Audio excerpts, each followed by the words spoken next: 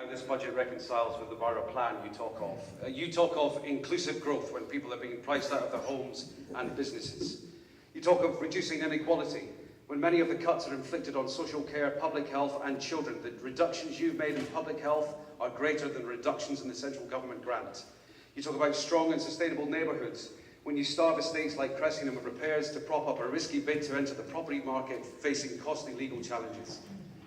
I see lots of ideas that haven't been thought through that have the potential to end up costing more rather than saving it. Lambeth have to publish every payment they make over £500 on their website.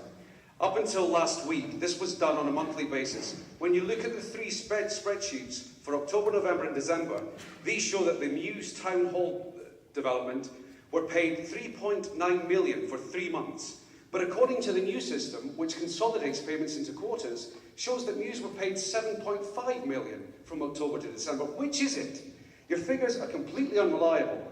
And perhaps of spending yet another £1 million in updating the financial software system, you should get the basics right and make sure that the figures going into the system are robust in the first place. The idea of producing an alternative budget in this context is an oxymoron. So I'm pleased to announce that when the Greens formed the major parity on the council, something that would happen if the Gypsy Hill by-election result were replicated across the borough, the first thing we would do is open up the books to proper and independent scrutiny. There is plenty of pain in this budget for the disabled, who will receive care according to banded payments rather than their actual need. The 35% cut in the youth music service, all for the sake of saving a measly £10,000. The £1.2 million cuts to the youth and play budget. The loss of bed spaces for supported housing, the list goes on. Yet there is next to no mention in this budget of the councils running their contracts more efficiently. By its own admission, the council's government statement of 2015-16 stated that we found significant deficiencies in the control framework for key areas of the housing management function. By the council's own admission, when the mechanical and electrical works were eventually re-tendered last year, the report states returned tenders indicate a saving of at least 5% over final invoices issued for similar works in 2012-13. That's £1 million a year that you are openly admitting you could have saved over the last 4 years. How many more poorly run contracts like this are there out there? The external auditor's report last year stated, "We have concluded that the authority has not made proper arrangements to ensure it took informed decisions and deployed resources to achieve planned and sustainable outcomes for taxpayers and local people." Does the council ever listen to its own overview and scrutiny committee?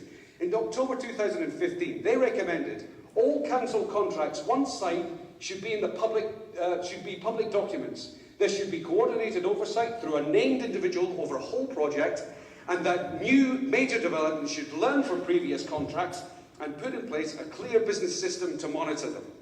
The Overview and Scrutiny Committee raised further concerns over the continued high reliance on agency staff, especially foster agencies, saying, "This puts pressure on services and impacts on our most vulnerable clients.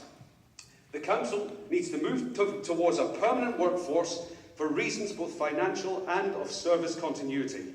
The council should put its mismanagement of contracts and its own workforce in order, rather than review and reduce care packages supporting disabled and frail older people at home, cutting youth service funding by 50%, reducing the school nursing service by 10%, or come up with ridiculous ideas like turning cherished public libraries into gyms that nobody wants."